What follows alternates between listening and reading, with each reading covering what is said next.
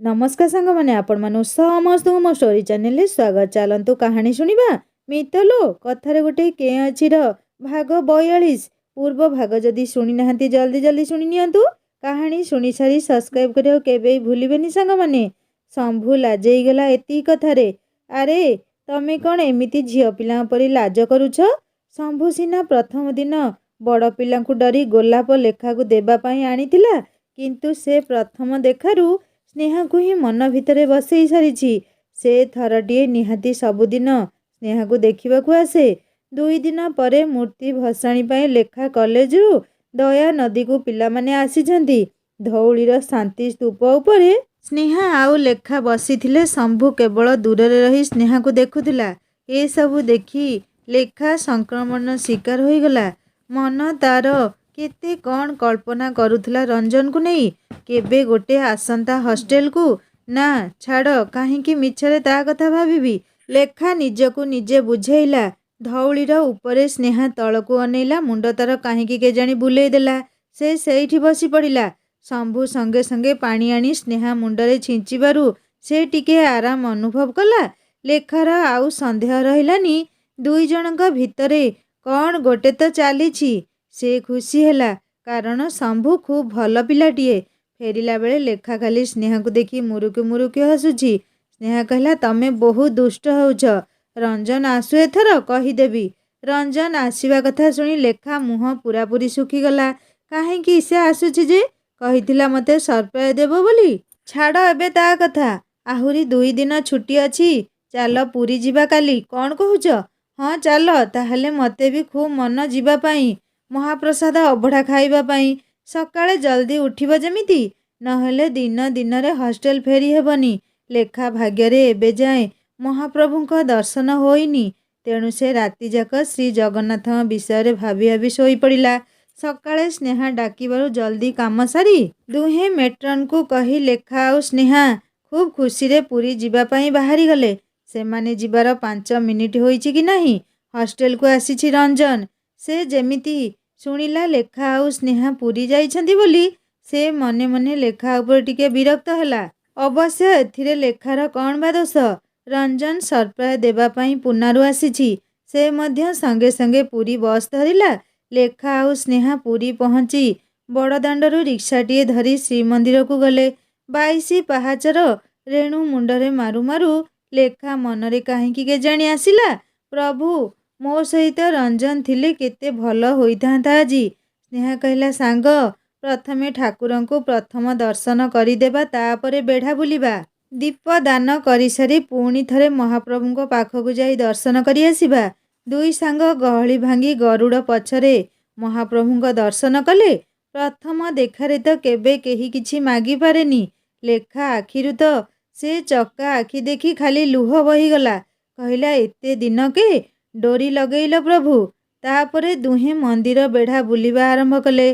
कल्पवट पाखरे लेखा निज पर्स रखी डोर बांधुची तो मांकड़टी आसी पर्सटी नहीं गछ उपरकू चढ़ीगला। लेखा आउ डोर बांधिब कौन? मन जाई तार पर्स पाखरे। सबु पैसा सेइथिरे ही थिला। सेमाने 2 जन भुवनेश्वर केमिति फेरिबे सेई चिंता आबे। कल्पवट मूलरे जो नना बसीथिले से कहले झियो माने सबु शुभ आजी तमर। ए सत्य जुगर मांकड़ रामदूत त्रेतयारे। लेखा और स्नेहा कानरे से कथा किछि पशु न थाए। से माने जीवे केमिति खाइबे कौन ए सबु भाबू भाबू लेखा को कांद लागु थाए। मांकड़टी कल्पवटर पूरा ऊपर को चढ़ी गलानी। सेठी गोटिए डालरे आराम रे बसिला। तापरे पर्स खोलिला। भितरु गोटिए नोट काढ़ी तळकू पकेइला। नोटटी गछ डालरे बाजी बाजी आसी तळे पड़िला। 100 टंकियाटी थिला सेइटा। लेखा नोटटी उठेई नहीं खुशी रे कहला सांग न खाइबा नहीं पछे किंतु फेरी जिया पई पैसा होई गला। तापरे से मांकड़टी 50-100 करी जेते टंका थिला सबु तळकू पकेई देला। किंतु लेखार पर्सटी से मांकड़ आउ देला नहीं। रंजन मंदिर भितरे चारिआडे आखि बुलेई 2 जन को खोजी चलीछि। कोउठी देखा जाऊ नाहंती। कुआडे गले केजाणी 2 जन। 2 सांग एबे मंदिर बेढ़ारे दीप किणी जळेइबाकू ठिया हेले। स्नेहा पचारला सांग 4टा दीप काहा पाई जे? नंदू, दीपा, चिंटू आउ गोटे मो ପାଗଳ ପ୍ରେମିକ ପାଇଁ। ହଠାତ୍ ଲେଖା କାନ ପାଖରେ କିଏ ଯେମିତି କହିଲା, ମୁଁ ପାଗଳ? ଲେଖା ପଛକୁ ବୁଲି ଅନେଇଲା। ତା ଆଖି ଖୁସିରେ ଝଲସି ଉଠିଲା। ସେ କହିଲା, ତୁ କେତେବେଳେ ଆସିଲୁ? ମୁଁ ଏଇଠି ବୋଲି କେମିତି ଜାଣିଲୁ ଯେ? ରଞ୍ଜନ କହିଲା, କ'ଣ କରିବି, ବହୁତ କଷ୍ଟରେ ଜାଣିଲି ତୁ ଏଇଠି ବୋଲି। ଭଲ ହେଲା ତୁ ବି ଆସିଗଲୁ। ମୁଁ ତ କେତେ ମନେ ମନେ ସମସ୍ତଙ୍କ ପାଇଁ ତ ଦୀପ ଆଣିଲୁ, ତୋ ନିଜର କାହିଁ? ନା, ନିଜ ପାଇଁ କ'ଣ କରିବି ଯେ? ରଞ୍ଜନ ସଙ୍ଗେ ସଙ୍ଗେ ଆଉ ଗୋଟିଏ ଦୀପ ଆଣି ଲଗେଇଲା। ଯୋଉ ଦୀପଟି ଜଣେ ପାଗଳ ପାଇଁ ବୋଲି ଲେଖା କହୁଥିଲା, ସେଇ ଦୀପ ପାଖରେ ରଞ୍ଜନ ନିଜେ ଆଣିଥିବା ଦୀପଟିକୁ ବସେଇଲା। ସ୍ନେହା ଏସବୁ ମନେ ମନେ ଦେଖି ଦୁଇ ଜଣଙ୍କ ମନରେ ଥିବା ଉଭୟଙ୍କ ପ୍ରତି ପ୍ରେମର ଗଭୀରତା ମାପୁଥିଲା। ସାହାଣ ମେଲା ଆରମ୍ଭ ହୋଇଗଲାଣି। ତିନି ଜଣ ଯାକ ସେ ଭିଡ଼ ଭିତରେ ପଶିଲେ। ରଞ୍ଜନ ସେ ଦୁହିଁଙ୍କୁ ଆଗରେ ରଖି ପଛରେ ସେମାନଙ୍କୁ ସେ ଭିଡ଼ ଠେଲାପେଲାରୁ ବଞ୍ଚେଇ ଠାକୁରଙ୍କ ପାଖକୁ ଆଗେଇ ନେଉଥିଲା। ଠାକୁରଙ୍କ ପାଖରେ ଏବେ ଖୁବ୍ ନିକଟରେ ଲେଖା ଆଉ ରଞ୍ଜନ ମହାପ୍ରଭୁଙ୍କ ଆଗରେ ଥିଲେ। ଉଭୟ ମହାପ୍ରଭୁଙ୍କୁ କ'ଣ ମାଗିଲେ ସେଇ ଦୁହେଁ ହିଁ ଜାଣନ୍ତି। ଦର୍ଶନ ପରେ ତିନି ଜଣ ମା ଲକ୍ଷ୍ମୀଙ୍କ ଦର୍ଶନ କରି ମାଙ୍କର ମନ୍ଦିରରେ ବସି ପଡ଼ିଲେ। ରଞ୍ଜନ ପାଖରେ ଲେଖା ବସି ପଡ଼ିଲା। ସ୍ନେହା ଦେଖିଲା ଦୁହେଁ ସାଥିରେ ଖୁବ୍ ସୁନ୍ଦର ଦିଶୁଛନ୍ତି, ଠିକ୍ ଲକ୍ଷ୍ମୀ ନାରାୟଣଙ୍କ ଯୋଡ଼ି ପରି। ସ୍ନେହା କିଛି କହିଥାନ୍ତା, ହେଲେ ଲେଖା କିଛି କହିବାକୁ ମନା କରିଛି।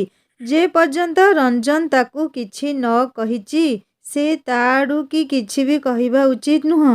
ଲେଖା ଏବେ ପଚାରିଲା, ତୁ ଆସିବୁ ବୋଲି କହିଥାନ୍ତୁ ନା? କହିଥିଲି ନା ସରପ୍ରାଇଜ୍ ଦେବି ବୋଲି। ହଉ ସେ କଥା ଛାଡ଼େ, ତମ ଏକାଡେମୀ କେମିତି କହ? ସେଠି ସବୁ ଭଲ କି ନାହିଁ? ରଞ୍ଜନ ଜାଣିଛି ଖରାପ କହିଲେ ଲେଖା ବ୍ୟସ୍ତ ହେବ, ତେଣୁ ସେ କହିଲା, ଖୁବ୍ ଭଲ ସେଠାରେ। ସାଙ୍ଗ ବି ମିଳିଛି, ମୋତେ ଭଲ ଲାଗୁଛି। ଆଉ ତୁ କେମିତି ଅଛୁ କହ? ଲେଖା ମୁହଁ ଟିକେ ଶୁଖେଇ ପକେଇଲା। ଯୋଉଠି ତୁ ନାହୁଁ ସେଠି ଆଉ କି ଭଲ? ସେ ଅଳ୍ପ ହସି ଦେଇ କହିଲା, ହଁ ସବୁ ଭଲ। ତୁ ମନ୍ଦିର ଆସିଛୁ ମାନେ ସକାଳେ କିଛି ଖାଇ ନଥିବୁ। ନା, କ'ଣ ହେଲା କି? କିଛି ନାହିଁ ଯେ, ତତେ କ'ଣ ଭୋକ ହେଉନି କି ଆଜି? ଲେଖା କିଛି ନ କହି ହସିଦେଲା। ରଞ୍ଜନ ତିନି ଜଣ ପାଇଁ ସେଇଠି ମା ଲକ୍ଷ୍ମୀଙ୍କ ପ୍ରସାଦ କିଣିଲା। ଲେଖା ପ୍ରସାଦ ଖାଇ କହିଲା, ବହୁତ ବହୁତ ସ୍ୱାଦ ଏ ପ୍ରସାଦରେ। ରଞ୍ଜନ ନିଜ ପାଇଁ ଥିବା ପ୍ରସାଦରୁ ଛିଣ୍ଡେଇ ଲେଖା ମୁହଁରେ ଦେଇ କହିଲା, ଏଇ ଆରିସା ଖାଇ କହ କେମିତି ଲାଗୁଛି? ସ୍ନେହା ଖାଲି ସେମାନଙ୍କ ମନରେ ଉଭୟଙ୍କ ପ୍ରତି ଭଲ ପାଇବା ଦେଖି ଖୁବ୍ ଖୁସି ହେଉଥିଲା। ସ୍ନେହା କହିଲା, ଆମେ ଅଭଡ଼ା ଖାଇ ଶୀଘ୍ର ଫେରିବାକୁ ହେବ, ନହେଲେ ରାତି ହେଇଯିବ। ତିନି ଜଣ ଯାକ ଆନନ୍ଦ ବଜାରରେ ଅଭଡ଼ା ଖାଇ ବସିଲେ। ସ୍ନେହା ଗୋଟିଏ କଦଳୀ ପତ୍ରରେ ଅଭଡ଼ା ପରସି କହିଲା, ତମେ ଦୁଇ ଜଣ ଏଇଥିରେ ଖାଇନିଅ, ମୁଁ ଆଉ ଗୋଟେ ପତ୍ରରେ ଖାଇ ଦେଉଛି। ଲେଖା ଅଭଡ଼ା ଖାଇସାରି କହିଲା, ମୋର ମନ ଆଜି ତୃପ୍ତ ହୋଇଗଲା। ଖୁବ୍ ସୁଆଦିଆ ଏ ଅଭଡ଼ା। ସେଇଥିପାଇଁ ମହାପ୍ରଭୁ 60 ପଉଟି ଖାଇ ଦେଉଛନ୍ତି ସବୁଦିନ ଆଉ। ଅଭଡ଼ା ଖାଇବା ପରେ ଲେଖା କହିଲା, ଏବେ ତ ଆହୁରି ସମୟ ଅଛି, ଟିକେ ସି ବିଚ୍ ଯିବା। ରଞ୍ଜନ କହିଲା, ଯିବ ଯଦି ଜଲ୍ଦି ଜଲ୍ଦି ବାହାରକୁ ଚାଲ। ଆନନ୍ଦ ବଜାରରୁ ବାହାରିଛନ୍ତି। ଆଗରେ ଯୋଉ ଦୁଇ ଜଣ ଠିଆ ହୋଇଥିଲେ, ସେମାନଙ୍କୁ ଦେଖି ଲେଖା ଆଉ ରଞ୍ଜନ ଆଖି ଉଭୟେ ଝୁଙ୍କିଗଲା। ରଞ୍ଜନ ଲେଖା ଦେଖିଲେ ଆନନ୍ଦ ବଜାର କିଛି ଦୂରରେ ରଞ୍ଜନର ବାପା ଆଉ ତାଙ୍କ ଗାଁ ଟାଉଟର ରାଧେଶ୍ୟାମ ଦଦେଇ ଅଛନ୍ତି। କେବଳ ରଞ୍ଜନର ବାପା ହୋଇଥିଲେ ଗୋଟିଏ କଥା, ହେଲେ ଏ ରାଧେଶ୍ୟାମ ଦଦେଇଙ୍କ କଥା ତ ଆଉ କିଛି। ସଜମାଛରେ ପୋକ ପକେଇବା ଲୋକଟିଏ ସେ। ଗାଁରେ କୋଉ ଝିଅ ବୋଉ ନାମରେ ନ କହନ୍ତି ବୋଲି କଥା ନାହିଁ। ତାଙ୍କୁ ସବୁ ଖବର ମଧ୍ୟ ଜଣା। ମାଲି ମକଦ୍ଦମା ଯେତେ ସବୁ ତାଙ୍କରି ପାଖରେ। ଅଧିକାଂଶ ସମୟରେ ସେ କୋର୍ଟ କଚେରୀ ଚକ୍କର ଲଗାନ୍ତି। ଆଜି ନିଶ୍ଚୟ ସେ ରଞ୍ଜନ ବାପାଙ୍କ ପାଖକୁ କିଛି ସମସ୍ୟା ନେଇ କଟକ ଆସିଛନ୍ତି, ଆଉ ସେଇଠୁ ପୁଣି ପୁରୀ।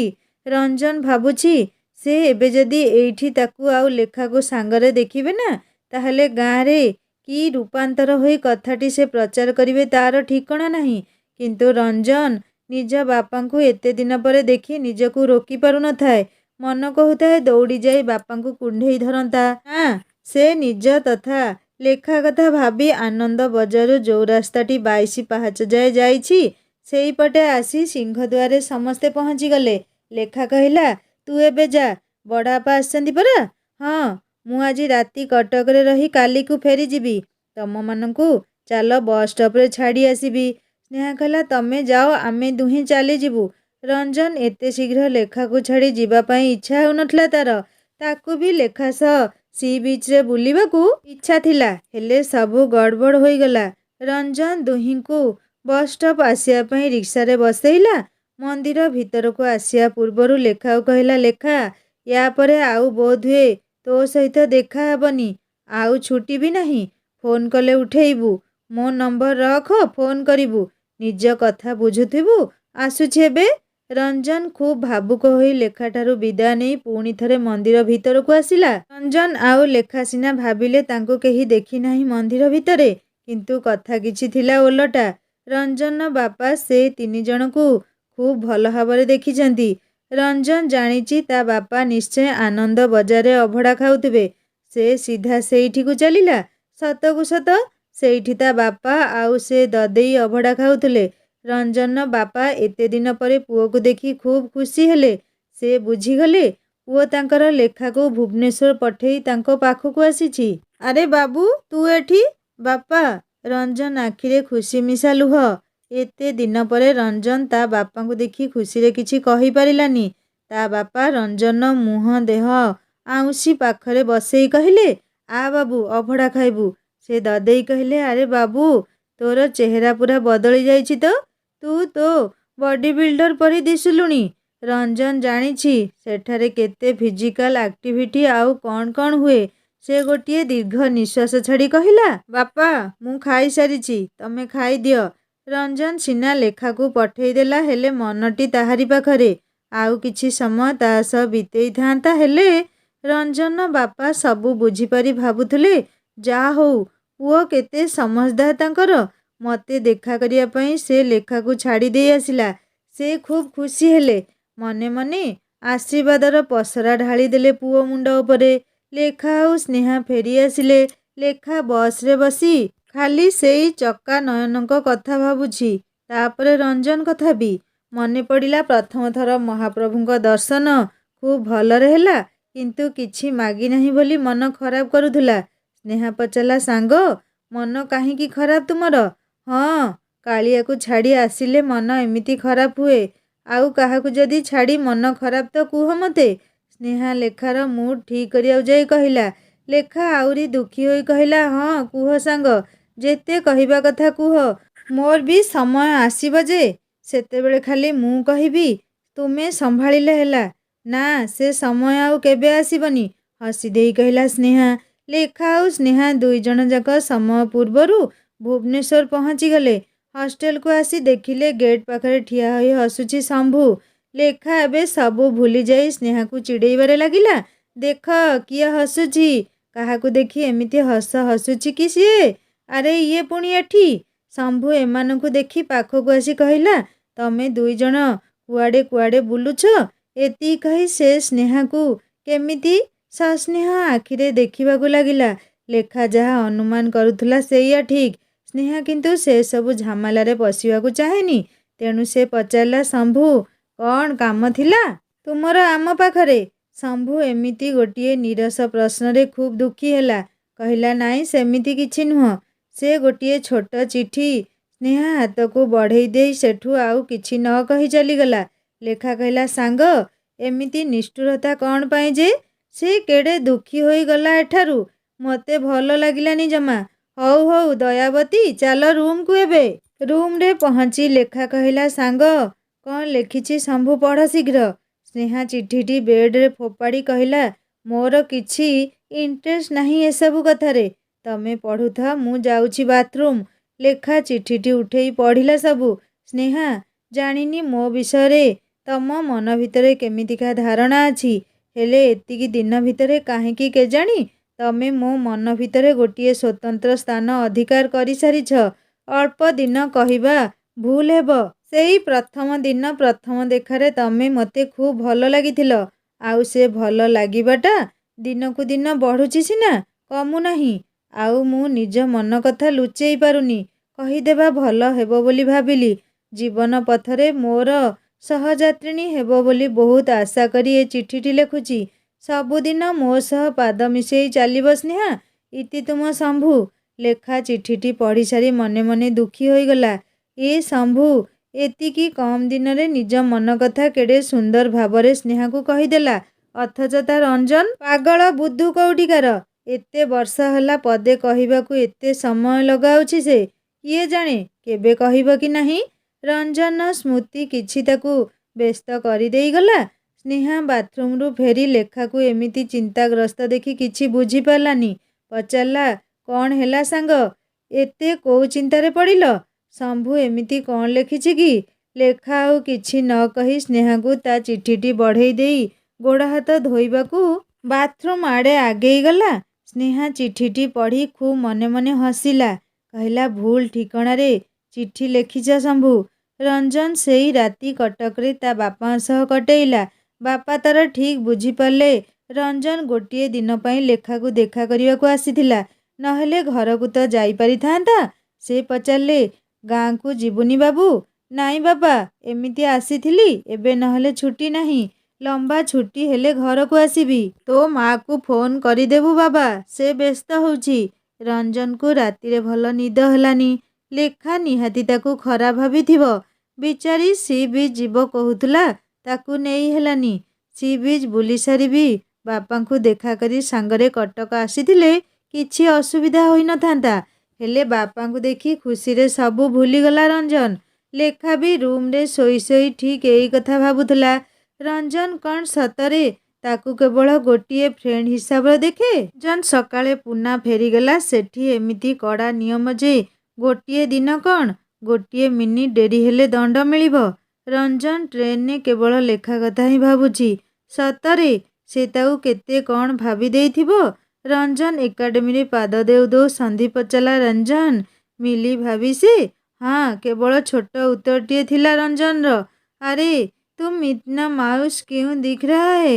ରଞ୍ଜନର ୟା ଭିତରେ ସନ୍ଦୀପ ସହ ଭଲ ଦୋସ୍ତି ହୋଇସାରିଛି। ରଞ୍ଜନ ନିଜ ମନ କଥା ଖୁବ୍ ଆରାମରେ ସନ୍ଦୀପ ସହ ଏବେ ବାଣ୍ଟିପାରେ। ସେ ଲେଖା କଥା ସବୁ ତାକୁ କହିସାରିଛି। बाद में बताऊंगा यार, ऐसे कुछ सीरियस नहीं है।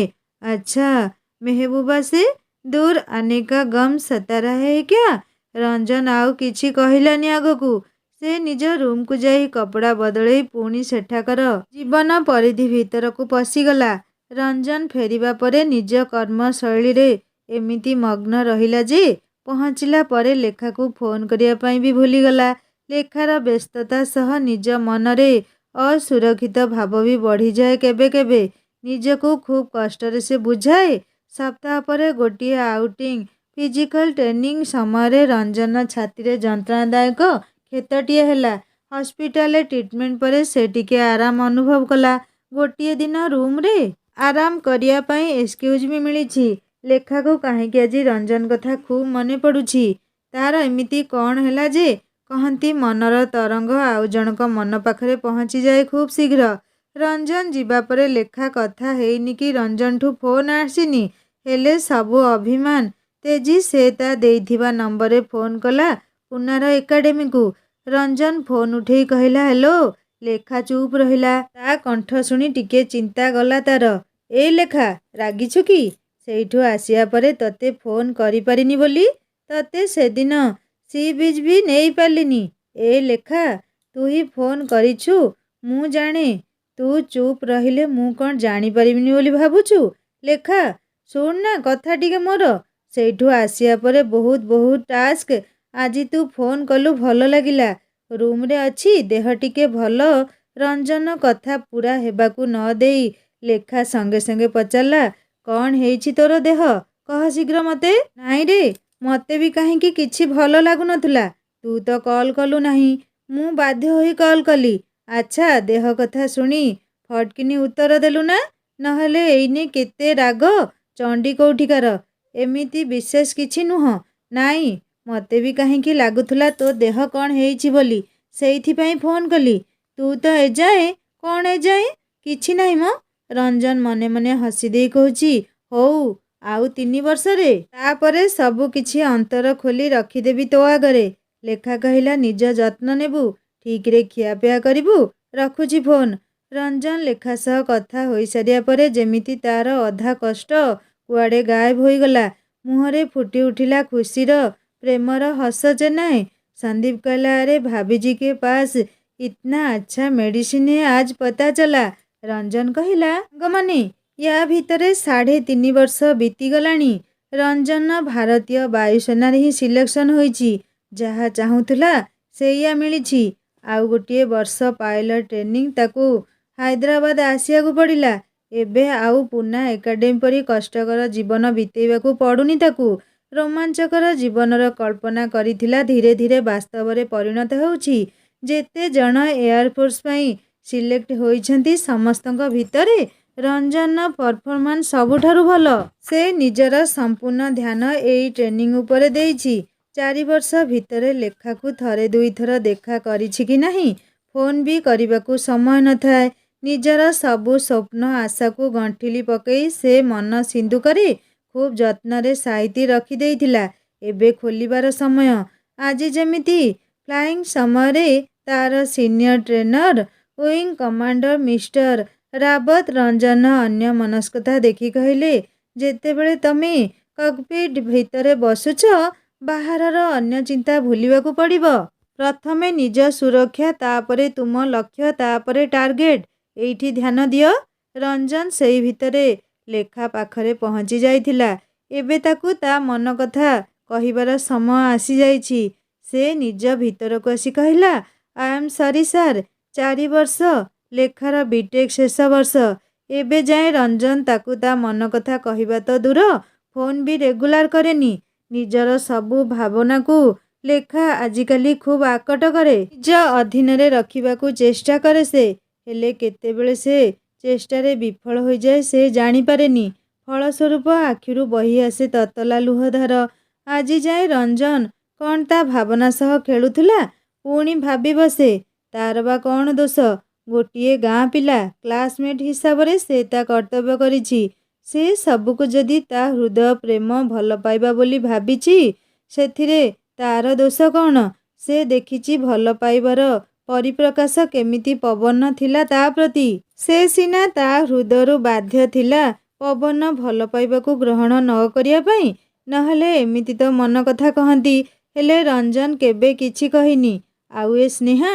ନାଇଁ ନାଇଁ, କହୁ କହୁ ଶମ୍ଭୁର ଭଲ ପାଇବା ପାଖରେ ଏମିତି ହାରିଗଲା ଯେ ଶମ୍ଭୁ ବିନା ତାକୁ କିଛି ବି ଭଲ ଲାଗେନି ଆଜିକାଲି। କିନ୍ତୁ ସେ କାଲି ବି ଏକୁଟିଆ ଥିଲା, ଆଉ ଆଜି ବି। ଗୋଟିଏ ମରୀଚିକା ପଛରେ ଏତେ ଦିନ ଧାଇଁ ଚାଲିଛି ସିନା, ହେଲେ ସେଇ ମରୀଚିକା ପଛରେ ଧାଇଁବାକୁ ଲେଖାକୁ ଖୁବ୍ ଭଲ ଲାଗେ। ନିଜର ତୃଷ୍ଣା ବଢ଼ିଯାଏ, ତଥାପି ସେ ଖୁସି ହୁଏ। ରଞ୍ଜନର ଟ୍ରେନିଂ ଶେଷ ହେବା ଉପରେ। ଏବେ ସେ ଖାଲି ଛଟପଟ ହେଉଛି ଲେଖା ପାଖକୁ ଆସିବା ପାଇଁ। ଏତେ ଦିନର ପ୍ରତୀକ୍ଷା ସେ ଆଉ ଗୋଟିଏ ମୁହୂର୍ତ୍ତ ବି ନଷ୍ଟ କରିବାକୁ ଚାହେଁନି। ଲେଖା କ'ଣ କ'ଣ ନ ଭାବୁଥିବ ତା ପାଇଁ। ବିଚାରୀ ସବୁବେଳେ ପଚାରିବ, ଆଉ କିଛି କହିବୁ କି? କିଛି କ'ଣ? ଏବେ ବହୁତ କିଛି କହିବି ମୋ ହୁଣ୍ଡିକୁ। 10 ଦିନ ଟ୍ରେନିଂ କ୍ୟାମ୍ପରେ ଛୁଟି। ତେଣୁ ଯିଏ ଯୁଆଡ଼େ ବୁଲିଯିବା କଥା ଯାଉଛନ୍ତି। ୟାପରେ ପୁଣି ସମସ୍ତଙ୍କର ଫ୍ଲାଇଂ ୟୁନିଟକୁ ପୋଷ୍ଟିଂ ଆସିଯିବ। ରଞ୍ଜନର ଟ୍ରେନିଂ ମେଟ୍ ସବୁ ଉଟି ପ୍ରୋଗ୍ରାମ ବନେଇଛନ୍ତି। କିନ୍ତୁ ରଞ୍ଜନର ଅଲଗା କାର୍ଯ୍ୟକ୍ରମ। 10 ଦିନ ସେ କଟକରେ ରହିବ। ଆଉ ଭୁବନେଶ୍ୱର ଯାଇ ପ୍ରଥମେ ଲେଖାକୁ ପୁରୀ ନେଇଯିବ। ସେଇ ସମୁଦ୍ର ବେଳାରେ ଗୋଟେ ପଟେ ଅନନ୍ତ ମହୋଦଧି, ଆଉ ଗୋଟେ ପଟେ ପତିତପାବନକୁ ସାକ୍ଷୀ ରଖି ନିଜର ଭଲ ପାଇବାକୁ ଲେଖା ଆଗରେ ପ୍ରକାଶ କରିଦେବ। ହେଲେ କହିବ କେମିତି? ଲେଖା, ମୁଁ ତତେ ଖୁବ୍ ଭଲ ପାଏ। ବିଲକୁଲ ଫିକା, ପୁରୁଣା ପୁରୁଣା ଲାଗୁଛି। ତାହେଲେ? ଲେଖା, ଏଇ ସାଗର ପରି ଅମାପ ଅନନ୍ତ ଭଲ ପାଇବା ତୋ ପାଇଁ ମୋ ମନ ଭିତରେ ସାଇତି ରଖିଛି। ବିଲକୁଲ ସାହିତ୍ୟିକ ଟାଇପ୍ ହେଇଗଲା। ରଞ୍ଜନ ପୁଣି ଭାବନାରେ ପଡ଼ିଲା। କେମିତି କହିବ ଲେଖାକୁ ନିଜ ମନ କଥା ଯେ? ଆରେ ଏତେ ସହଜ ଲାଗୁଥିବା କଥା ପୁଣି ଆଜି ଏତେ କଷ୍ଟ ବ୍ୟାପାର ଲାଗୁଛି କାହିଁକି? ଏଇ ଲେଖା, ତୋ ବିନା ମୋତେ କିଛି କେହି ବି ଭଲ ଲାଗନ୍ତିନି। ମୁଁ ତତେ ଖୁବ୍ ଖୁବ୍ ଭଲ ପାଏ। ବିଲକୁଲ ଶସ୍ତା ଲାଗୁଛି ଆଉ। ରଞ୍ଜନ ଭାବୁଛି କ'ଣ କହିବି ତାହେଲେ। ଏବେ ନ କହିଲେ ଚଣ୍ଡୀ ଆଉ କଥା କହିବନି। ସନ୍ଦୀପକୁ ପଚାରିବି କି? ରଞ୍ଜନ ମନେ ମନେ ନିଜକୁ ପଚାରୁଛି। ସେ ଆଉ ଅପେକ୍ଷା ନ କରି ରଞ୍ଜନ ସନ୍ଦୀପ ପାଖରେ ଯାଇ ପହଞ୍ଚି କହିଲା, ୟାର ଏକ ହେଲ୍ପ चाहिए था। अरे बोल तो सही। बंदा हमेशा सेवा के लिए हाजिर है। अरे तुमने सौम्या को कैसे प्रपोज किया था और क्या बोला था? सन्दीप एमिति प्रश्न टिके आश्चर्य होइगला। अचानक ये सब बात क्या है? क्या तुमने अभी तक भाभी जी को नहीं कहा है? नहीं नहीं, मेरा ट्रेनिंग कंप्लीट होने तक बस यार, मानना पड़ेगा तुम दोनों को। मैं तो 10th के बाद एक दिन सौम्या से बोला प्यार करता हूँ तुमसे बहुत ज़्यादा और तुम? उसने हंस के बोली हाँ मैं भी। रंजन बुझीगला ताकू कौन कहियाकू पड़िबो। से कहला तुम लोग ओटी जा रहे हो ना? मैं अब अपनी लेखा के पास जा रहा हूँ। आउ 5 दिन पर रंजन जीव लेखा पाखकू प्रेमर संदेश देवाकू एते दिनर अपेक्षार अंत घटेइबाकू हेले एबे दिन गुड़ा जेमिति ताकू खूब लंबा लगुछि आउ राति ताठारू अधिक दीर्घ। शेषरे सेई प्रतीक्षित दिनटी आसिला। से हैदराबादरू सीधा लेखार हस्टेल पहुँचिला। मनरे असुमारी प्रेमर लहड़ी उठिछि। आजिर आसिबाटा जेमिति अन्य दिन ठारू पूरा अलगा। श्रीलेखा महापात्र को टिके डाकिदेबे कहिला रंजन। मेट्रोन उत्तरे जहा कहिला से सबू शुणी रंजन होश उड़ीजिब कि सेमाने हस्टेले नाहांती। इलेक्ट्रोनिक्स आउ इलेक्ट्रिकल डिपार्टमेंट महीशूर उटी स्टडी टूर पई आजी आउ टिके आगरू बाहरी गले। ओ सीट रंजन मुहरु बाहरी गला। से संगे संगे चिंतारे पड़िला कौन करिबो। तार सांग माने भी तो सेई एका जागा को जाइछंती बुलिबा पई। से केमिति हेले प्रथमे बांग्लोर ता सांग माने थिबा होटेल पहुँचिबो तापरे लेखा सह कोउठी ना कोउठी देखा निश्चय होइजिबो। टूरिस्ट प्लेस कुआडे जिबो हबे से?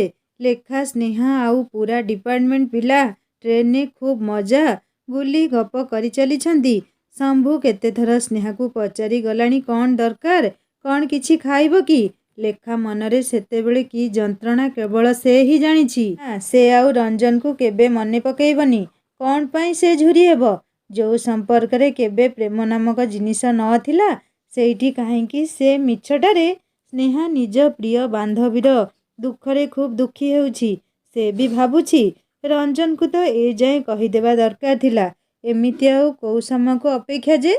से कहला सांग एमिति मन सुखेले मते भल लागुनी जमा। लेखा भाविला निज दुख पाई अन्यर खुशी काहेकि बर्बाद करिबी।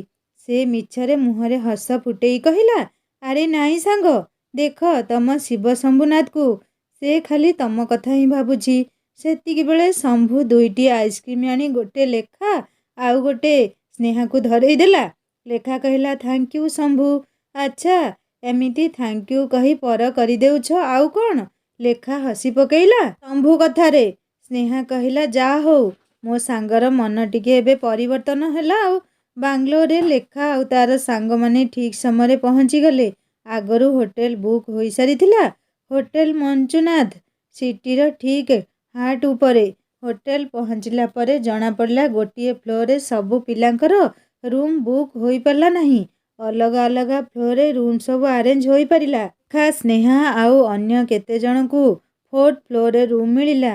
रूम आगरे कॉरिडोरे ठिया हेले बांग्लोर सिटीर बहुत किछि दृश्य देखिया को मिलुछि। लेखा खूब खुशी हैला हेले साथी रे आसीथिबा पियन कहिगला मैडम कहिचंती रूम रू बाहर को न बाहरिया पई। लेखा रूम रे पुणी पसिगला। स्नेहा को कहला आस बाहर को ठिया होई देखिबा। स्नेहा कहला रेस्ट करबाकू कुहा जाइछि काली सकाळे बुलिबाकू अछि बहुत जगह तमे जाई देख मु टिके सोउछि। हाँ कुआडे जीवनी तमे नहले तम हीरो मते रखेई थोई देबेनी। लेखा मुंड हलेई सम्मति जणैला। मने मने भाबिला मो हीरो आउ कौन मोर अछि ना केबे थिला। से सबू कुहेली थिला। आखि आगरू हटी जाउछि धीरे धीरे। गोटिए दीर्घ निश्वास पंजरा थराई बाहरी आसिला। से पुणी बाहर को आसी अनेई रहिला। सेई फ्लोर दुईटा रूम छाड़ी तृतीय रूम रू खूब स्मार्ट पिलाटीए बाहरी आसिला। लेखा थरे ताड़े अनेई पुणी सिटीर कोलाहलमय परिवेश को अनुध्यान करिबारे लागिला। सतरे ए दक्षिण सभ्यता खूब अलगा। सबू स्त्री लोकंक मुंडरे फूल गजरा। होटेल रूम सफा करबाकू आसीथिबा कामवाली मुंडरे भी फूल गजरा। लेखा को ता कन्नड़ भाषा रे मुंडर चुटी देखई बोधे कहूतला एते बड़ बड़ बेणी रे गजरा नहीं काहेकि? लेखा आउ कौन कहिबो। से भाबुथला आमे फूलमाଳ ठाकुरंकु देउ निज मुंडरे केमिति खोसिबु। एबे से दुई रूम छाड़ी जो पिला को लेखा देखिथिला से पिलाटी लेखा पाखकू पळेई आसिला। पचारला आप लोग कहाँ से आए हो? ओडिशा से कहिला लेखा। कौनसा college? College of engineering Bhubaneswar. पचारुथिबा पिलाटी आउ केही नुह रंजन सांग संदीप। ସଂଯୋଗବଶତଃ ସେମାନେ ବି ଏଇ ହୋଟେଲରେ ଅଛନ୍ତି। ଲେଖାକୁ କିଏ ବି ଦେଖିଲେ ତା ରୂପରେ ନିଶ୍ଚୟ ମୋହିତ ହେବ। ପୁଣି ପଚାରିଲା, ଆପକା ନାମ କ୍ୟା ହେ? ସେତିକିବେଳେ ସ୍ନେହା ବାହାରି ଆସି ଲେଖାର ହାତ ଧରି ଭିତରକୁ ନେଇଗଲା। ତମ ହିରୋ ମିଛରେ ତୁମକୁ ହୁଣ୍ଡି କହେନି। ସେ ପିଲା ସହ କାହିଁକି କଥା ହେଉଥିଲ ଯେ? ଆହୁରି ନିଜ ନାମ ବି କହିବାକୁ ଯାଉଥିଲ। ଆରେ ନାଇଁ ମୋ ସାଙ୍ଗ, ସେ ପଢ଼ାଲିଖା ପିଲା ପରି ଲାଗୁଥିଲା ତ। ରଞ୍ଜନ ଠିକ୍ ଅଳ୍ପ ସମୟ ପୂର୍ବରୁ ହୋଟେଲରେ ପହଞ୍ଚିଛି। ସେ ଟିକେ ଘୁମେଇ ପଡ଼ିଥିଲା। ସନ୍ଦୀପ ରଞ୍ଜନକୁ ଉଠେଇ କହିଲା, यार तुम्हारे उड़ीसा से इंजीनियरिंग कॉलेज की खूब मस्त मस्त लड़कियां आए हैं, जिससे मैं बात कर रहा था ना, कोई हीरोइन से भी ज़्यादा सुंदर है। अगर वो मिल जाएगी ना, मैं सौम्या को छोड़ दूंगा। तुम कभी नहीं सुधरोगी यार। सौम्या से मिलने दो, बताता हूँ, उसको भी मालूम है। कही हसीदेला सन्दीप। रंजन भाବୁଛି ଲେଖା ଏବେ କେଉଁଠି ଥିବ, ବାଙ୍ଗଲୋରରେ ନା ସେମାନେ ଡାଇରେକ୍ଟ ମୈଶୂର ପଳେଇଲେ। କିନ୍ତୁ ସମସ୍ତେ ବାଙ୍ଗଲୋରରେ ରହି ବୁଲାବୁଲି କରି ତାପରେ ଯାଆନ୍ତି। ସେମାନଙ୍କର କ'ଣ ପ୍ରୋଗ୍ରାମ କେଜାଣି? ରାତିରେ ରଞ୍ଜନକୁ ଲାଗୁଥିଲା ଯେମିତି ଲେଖା ଏଇଠି କେଉଁଠି ପାଖରେ ଅଛି। ସେମାନେ କ'ଣ ଏଇ ହୋଟେଲରେ ଅଛନ୍ତି? ମନେ ପଡ଼ିଲା ସନ୍ଧ୍ୟାରେ ସନ୍ଦୀପ ଓଡ଼ିଶାରୁ ଆସିଥିବା କେଉଁ ଇଞ୍ଜିନିୟରିଂ ଝିଅମାନଙ୍କୁ ଦେଖିଥିଲା ବୋଲି। ସାଙ୍ଗମାନେ, ସନ୍ଦୀପର କଥା ଶୁଣି ରଞ୍ଜନ ମନରେ ସନ୍ଦେହ ତ ଟିକେ ଟିକେ ହେଲାଣି ଯେ ଲେଖା ଏଇଠି କେଉଁଠି ଅଛି ବୋଲି। କିନ୍ତୁ ଲେଖା ଓ ରଞ୍ଜନ କେମିତି ଦେଖାହେବ ଶୁଣିବା ନେକ୍ସଟ ପାର୍ଟରେ। କାହାଣୀ କେମିତି ଲାଗିଲା ମୋତେ ନିଶ୍ଚୟ କମେଣ୍ଟ କରି ଜଣାଇବେ। ଆଉ ଯଦି ଭଲ ଲାଗିଥାଏ ସବସ୍କ୍ରାଇବ୍ କରି ବେଲ୍ ଆଇକନ୍ ନିଶ୍ଚୟ ଦେବେ। ରହୁଛି, ଦେଖାହେବା ନେକ୍ସଟ ପାର୍ଟରେ। ନମସ୍କାର, ଜୟ ଜଗନ୍ନାଥ।